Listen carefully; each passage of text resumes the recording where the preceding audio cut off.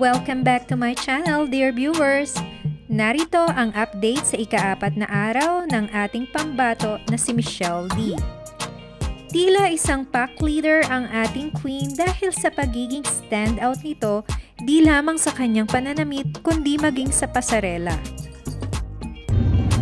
Hola, I'm Michelle Marquez, DU Miss Universe Philippines, and I am the most excited about the helicopter ride.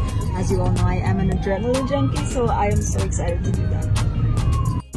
Nagpakitang gila sa mga kandidata ng kanilang pasarela at tila ba naging venue ng kanilang runway ang spasyo sa tabi ng helicopter.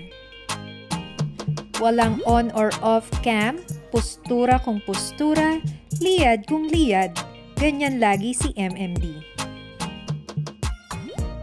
Masayang nag-post at kumakaway ang mga kandidata habang nakasakay sa yate.